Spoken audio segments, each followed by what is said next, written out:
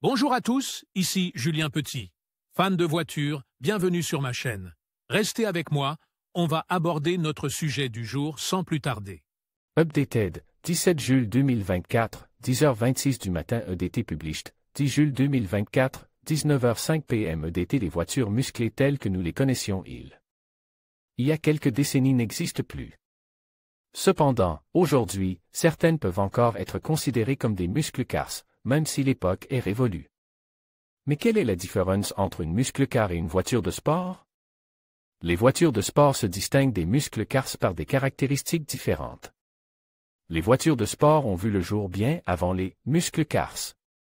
Les muscle cars sont apparus dans les années 1960 en tant que véhicules performants, mais ils se distinguaient par leur grande puissance.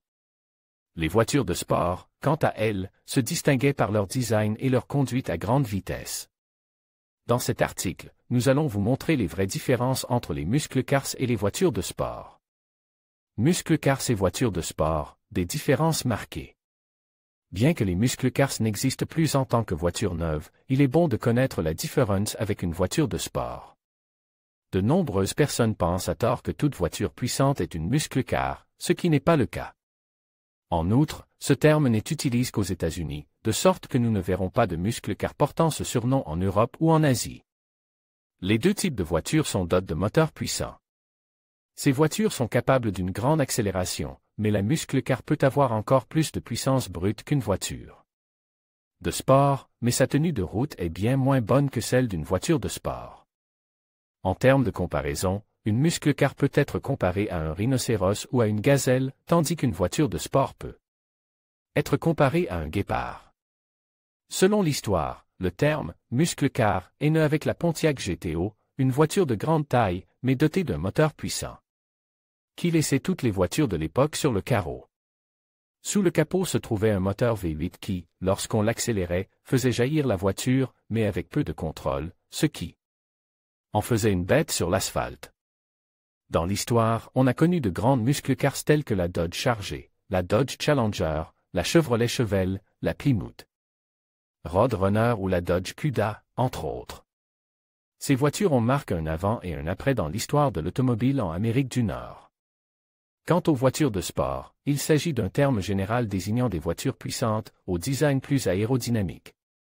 Les grandes marques de voitures de sport sont européennes, comme Ferrari, Aston Martin, Lamborghini, Porsche, Mercedes-Benz, entre autres. Conception de la voiture. Les muscle cars sont généralement des voitures de grande taille, à la carrosserie imposante. Elles n'ont pas d'éléments aérodynamiques, mais des courbes assez prononcées ou des lignes droites.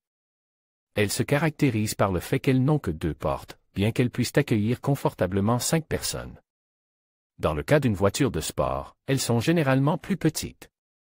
Elles ne sont pas conçues pour transporter beaucoup de personnes, c'est pourquoi la plupart d'entre elles ont 2 portes et un maximum de 4 occupants. Toute leur structure est conçue pour être aérodynamique, de sorte que leur design présente des lignes courbes ou droites élégamment reparties. Ils sont généralement assez bas. Puissance du moteur. Les muscle cars ont été conçus pour disposer d'un moteur assez puissant. Tous les modèles considérés comme des muscle cars sont équipés de moteurs V8 et V10 d'une puissance moyenne de 350, 400, voire 500 chevaux. Ce sont des moteurs qui génèrent un couple impressionnant, mais pas une vitesse de pointe impressionnante. Ils les rendent également difficiles à conduire en pleine accélération et ne sont pas très agiles en raison de leur grande taille. Les voitures de sport ont une capacité de puissance totalement différente. Elles peuvent varier en fonction du style de la voiture, elles ont généralement un bon couple, mais leur vitesse de pointe est plus élevée. En outre, leur petite carrosserie légère les rend plus stables à conduire, ce qui leur permet de négocier facilement n'importe quel virage rapide.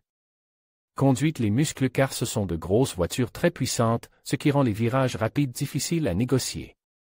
Elles sont toutes équipées de roues arrière motrices, ce qui facilite la perte de contrôle dans les virages. En ligne droite, lors de l'accélération, elles peuvent dévier de leur trajectoire, ce qui nécessite de bonnes capacités de réaction pour les contrôler. Les voitures de sport, plus aérodynamiques et à la puissance mieux repartie, sont plus faciles à manier à l'accélération. Les virages sont beaucoup plus contrôlables que ceux d'une muscle car, ce qui les rend gagnantes à cet égard. Variété de voitures. Les muscle cars ont eu une vie relativement courte. Elles ont été les rois pendant près de 20 ans, mais la crise économique et la crise du carburant ont entraîné leur abandon. Résultat, aujourd'hui, il n'est pas facile de se procurer une vraie muscle car, et elles sont devenues des voitures de collection. Seules les marques américaines fabriquent des muscle cars pour se faire concurrence. Quant aux voitures de sport, chaque pays peut en avoir une. La plupart des marques proposent un modèle sportif à faible ou forte puissance. Elles sont conçues pour tous les goûts, d'où une grande variété.